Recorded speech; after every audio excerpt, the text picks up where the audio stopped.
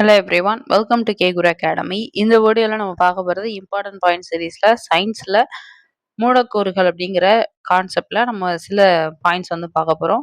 First மூலக்கூறு அப்படிங்கிறது என்ன அப்படின்றத சொல்லிட்டு அப்புறம் அதில் இருக்கக்கூடிய சில வகைகளை பற்றி சொல்லிடுறேன். ஒரு அணு அப்படி இருக்கு அப்படின்னும் பொழுது நமக்கு தெரியும், அணுல புரோட்டான், எலக்ட்ரான், நியூட்ரான் அதெல்லாம் இருக்கு அப்படின்னு சொல்லிட்டு. ஒரே ஒரு அணு அப்படின்னும் பொழுது நம்ம வந்து அணுன்னு சொல்லிடலாம். ஆனா மூலக்கூறு அப்படின்னும் பொழுது ஒரு அணு அல்லது ஒன்றுக்கு மேற்பட்ட அணுக்கள் இணைந்து மூலக்கூறுகளா உருவாக்கும் அப்படிங்கிறது நமக்கு தெரியும். ஒரே ஒரு அணுவை கொண்ட மூலக்கூறுகள் நம்ம ஓரணு மூலக்கூறு அப்படின்னு சொல்லிடுவோம். உதாரணத்துக்கு பார்த்தீங்க அப்படின்னா மந்தவாயுக்கள். இதுவே 2 அணுக்கள் இருக்கு அப்படின்னும் பொழுது அதை நம்ம ஈரணு மூலக்கூறு அப்படின்னு சொல்லிடுவோம். ஆக்ஸிஜன், நைட்ரிக் ஆக்சைடு, ஹைட்ரஜன் இதெல்லாம். இதுக்கு ஏன் இத அப்படி சொல்றோம்னா, இப்போ உதாரணத்துக்கு பாருங்க, ஆக்ஸிஜன் அப்படின்னும் பொழுது அத நம்ம O2 அப்படின்னு சொல்லுவோம். அது மாதிரி ஹைட்ரஜன் அப்படின்னும் பொழுது H2 அப்படின்னு சொல்லுவோம். இத நம்ம H அப்படின்னு மென்ஷன் பண்ண மாட்டோம். H2ன்னு தான் ஜெனரலாவே போடுவோம். எதனால அப்படின்னா, ஹைட்ரஜன பொறுத்தவரைக்கும் 2 ஹைட்ரஜன் அணுக்கள் எப்பொழுதுமே ஒரே இடத்துல இருக்கும். அதாவது 2, 2ஆ தான் பேர் ஆயிருக்கும்.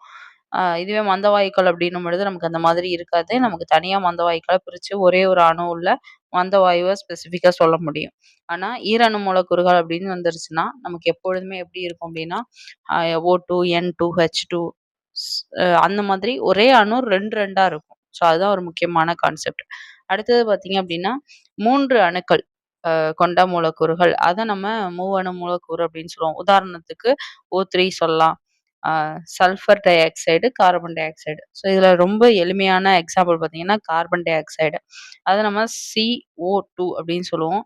இதுல பேர்லயே இருக்கு. கார்பன் 1 ஒரே ஒரு அணு இருக்கு. அப்புறம் ஆக்ஸிஜன்ல 2 அணு இருக்கு.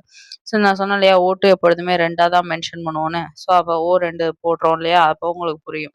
ஆனா கார்பன் நமக்கு 1 இருக்கு. இத டோட்டலா நம்ம கவுண்ட் பண்ணி பார்க்கும்பொழுது 3 அணுக்கள் வந்து இருக்கும். ஓகேவா?